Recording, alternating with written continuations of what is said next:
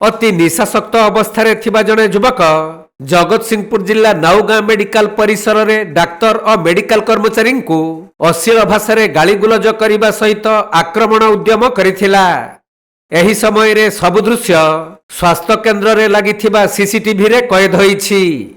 राति समय रे जरूरीकालीन दायित्व रे थिबा डाक्तर अनुभव दास केबिन को पसी मदुआ युवक जनक प्रथमे पाटितुंड करिथिला। तेणु पाखरे थिबा सिक्यूरिटी आसी तांको बारण करिथिले भी युवक जनक तांको ठेली देई अश्लील भाषा गालीगुलज करने सहित डाक्तर चैम्बर को पसी मारी देबाकू धमक देइथिला।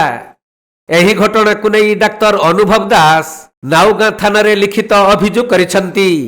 तेणु पुलिस उक्त अभियोग आधार रे स्वास्थ्य केन्द्र रे लागिथिबा सीसीटीवी को जांच करी तदंत करुछंती।